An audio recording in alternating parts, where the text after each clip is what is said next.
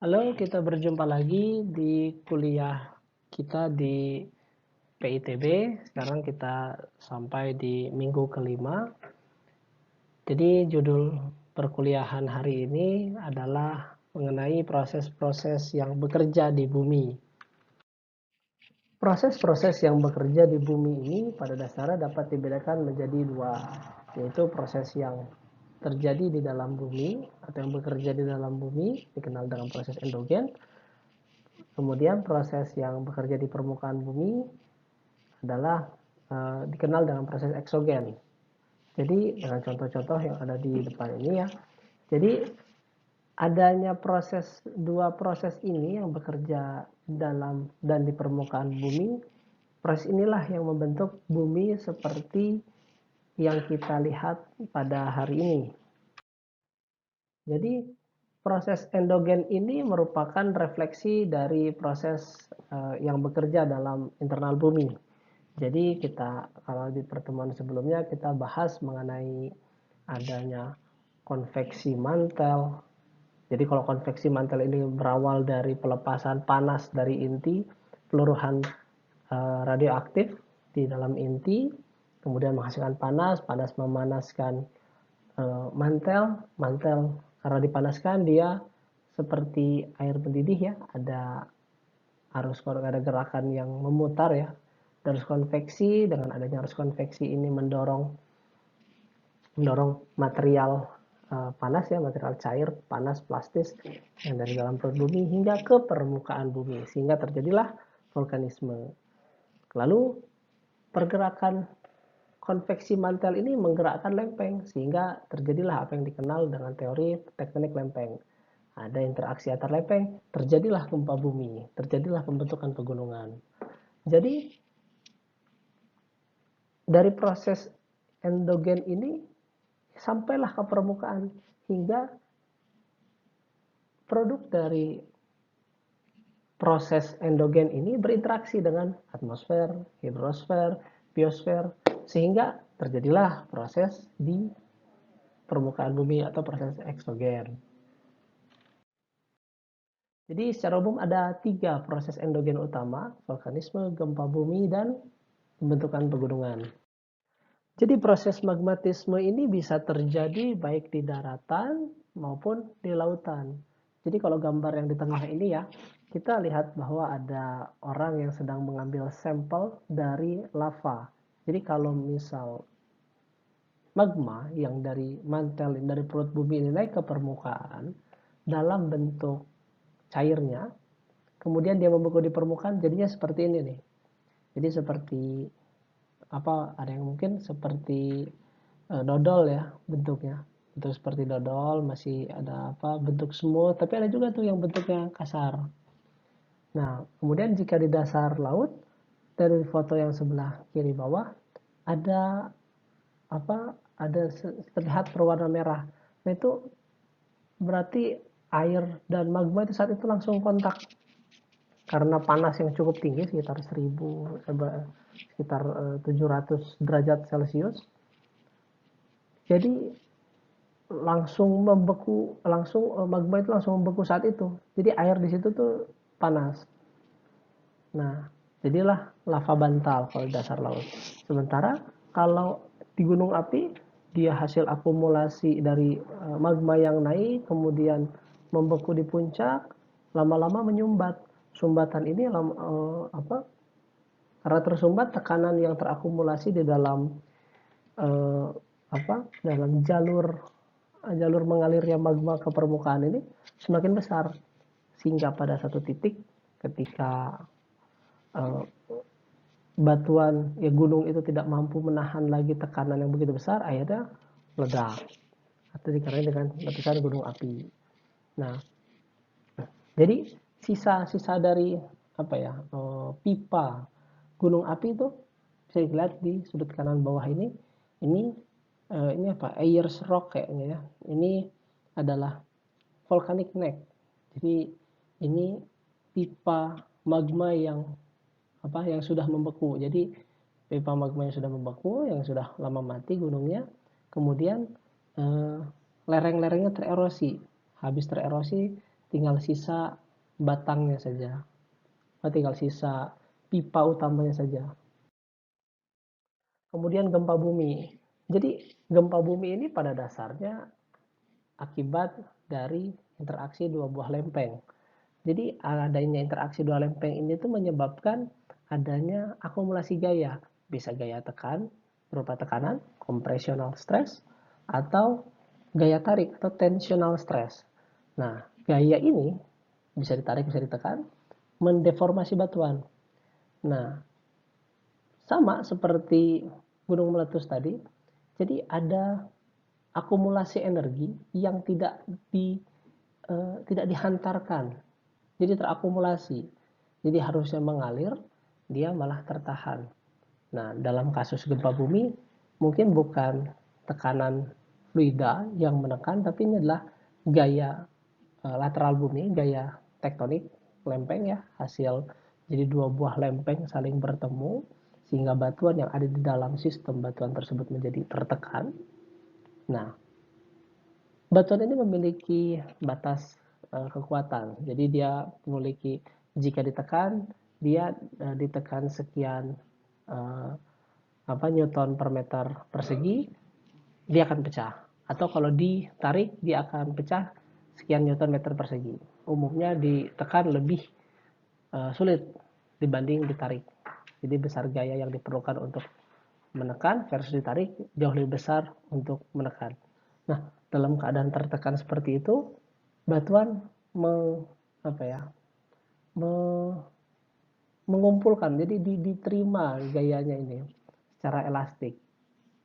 Kemudian sampai satu titik, kemudian batas elastik ini terlampaui, snap, terjadilah gempa. Terjadilah pergerakan secara mendadak disertai dengan pelepasan energi.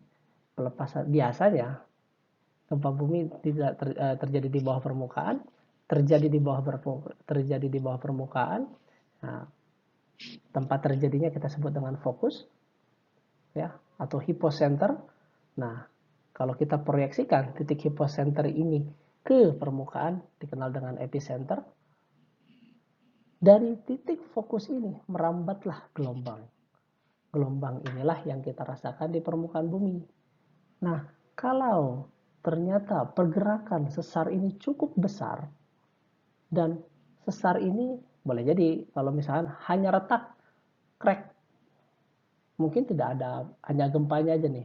Seperti kita mendengar besi yang atau kayu yang kita tekan, kita tekuk secara terus menerus, ada bunyi krek krek krek, tapi belum ada kelihatan yang patah, baru sudah ada retak. Tapi kalau cukup besar gaya akumulasi gayanya, ada terjadi pergeseran sangat besar, maka dapat terjadi yang namanya rupture. Rupture itu adalah crack atau sesar yang mencapai ke permukaan. Kan tadi gempa bumi itu adalah deformasi yang terjadi di dalam, ya. Kalau deformasi ini merambat sampai ke permukaan, jadi pecahnya batuan ini merambat sampai permukaan, bergesernya batuan ini merambat sampai permukaan, maka terjadi seperti di gambar sebelah kiri. Karena tidak setiap hari kan kita menjumpai peristiwa fissure seperti ini. Bayangkan jika kita setiap hari menjumpai fissure seperti ini, hancur sudah kita bumi tempat tinggal kita hari ini. Tapi kita merasakan gempa itu cukup sering kan. Nah, artinya secara bertahap batuan di bumi ini mengalami deformasi, gempa hingga satu waktu terjadi gempa besar, dapat dimungkinkannya untuk terjadi rupture seperti gambar di sebelah kiri ini. Nah, untuk mempelajari bagaimana gempa ini, kita menggunakan alat yang namanya seismogram, alat yang ada di sudut kanan itu tuh. Jadi kan yang bergerak bumi, sementara seismogram ini dia punya bandul. Bandul ini yang kita buat diam, bandulnya tidak bergerak. Nah, karena buminya bergerak, sementara bandulnya diam, maka ya bandul ini akan menjadi pena, dipasang sebuah pena yang nanti akan merekam bagaimana amplitudo, frekuensi dari perilaku gelombang gempa ini. Nah, dari situlah kita bisa mempelajari bagaimana karakter dari suatu gempa bumi. Nah, gempa bumi ini pada dasarnya terdistribusi sepanjang batas lempeng. Jadi kita pada pertemuan sebelumnya bahwa dalam konsep tektonik lempeng ada prinsip yang dipegang, yaitu bahwa bumi ini secara umum tersusun atas lempeng-lempeng. Paling tidak ada beberapa lempeng besar seperti lempeng Indo-Australia, lempeng Eurasia, Filipina, Pasifik, dan seterusnya. Kalau kita lihat ada lingkaran kuning. Lingkaran kuning ini adalah aktivitas gempa. Kemudian kalau garis merah yang ada giginya itu adalah garis yang menentukan zona konvergensi antara dua lempeng. Jadi kalau ada gigi berarti nih lempeng saling bertemu ya. Sementara kalau garis warna putih atau krem itu divergent, artinya saling berpisah. Kemudian transform berarti ada lempeng yang saling berpapasan. Kalau kita lihat distribusi lingkaran kuning ini dia menyebar di zona-zona yang konvergen ya, batas lempeng yang konvergen. Ada beberapa yang di daerah yang divergen di laut Hindia ya, Samudra Hindia, di tengah-tengah Samudra Pasifik ya, itu ada. Nah, atau tuh di sebelah timur Greenland ada juga. Tapi secara umum distribusi besarnya ada di sepanjang zona konvergensi. Nah, hal ini menunjukkan bahwa secara umum gempa bumi ini sangat dipicu oleh konvergensi lempeng dan kemungkinan terbesarnya ya oleh konvergensi lempeng itu, sehingga interaksi lempeng ini menjadi salah satu faktor utama terjadinya gempa bumi. Nah, berikut ini adalah ilustrasi mengenai bagaimana terjadinya gempa bumi. Jadi seperti yang saya bilang tadi bahwa pada awalnya mungkin baru terjadi gempa-gempa kecil. Toh ada pergerakan kan, ada gempa-gempa kecil sampai jadi selama gempa kecil itu mungkin boleh jadi dia onset lah awal mula terjadinya peristiwa gempa. Jadi sampai batas tertentu energi atau dari stres ya, dari stres konvergensi atau divergensi itu stres yang bekerja, dia akan diakumulasi oleh batuan. Mungkin batuan akan merespon dengan deformasi yang mungkin kecil dan continuous bertahap. Nah, sampai pada satu titik snap, terjadi deformasi yang besar dan sudden deformation dan destructive. Ada pelepasan energi di situ. Bang, terjadilah gempa. Nah, ini adalah gambaran dari seismogram yang tadi kita bicarakan. Nah, jadi yang diukur itu ada gelombang P. Gelombang P ini pasti muncul sebelum gelombang S. Kemudian kita punya gelombang setelah P ya, gelombang S ya. Lalu ada gelombang permukaan. Nah, gelombang permukaan inilah nih yang menjadi gempa bumi. Nah, kalau sekarang mungkin udah nggak pakai bolpen. Jadi udah bolpen udah nggak dipakai karena kebayang harus berapa gulung kertas, tintanya. Mungkin kalau dulu ya, kalau sekarang sudah digital. Baik, yang ketiga adalah proses pembentukan pegunungan. Jadi kalau tadi kita berbicara mengenai sesar, gempa itu adalah sesar kan. Nah, sekarang pembentukan pegunungan yang dikarenakan oleh perlipatan. Jadi kan kalau bayangkan lapisan batuan yang dulunya adalah horizontal. Mungkin di pertemuan sebelumnya kan sudah dibahas ya mengenai batuan sedimen, ada prinsip prinsip hukum Steno ya, bahwa batuan itu pada mulanya diendapkan datar. Berarti kalau kita lihat gambar yang di depan ini terlipat, dia posisi dalam keadaan tinggi ya. Kalau kita kembalikan dia menjadi datar kembali, maka kedudukannya tidak akan setinggi ini kan.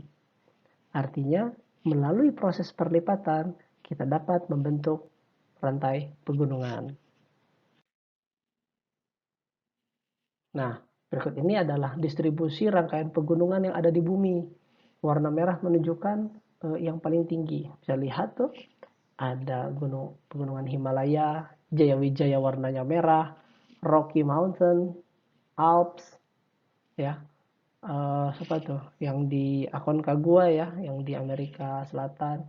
Jadi kalau masih ingat gambar yang sebelumnya, ini adalah daerah-daerah interaksi lempeng nih. Nanti kita akan lihat. Nah, berikut ini distribusi gempa.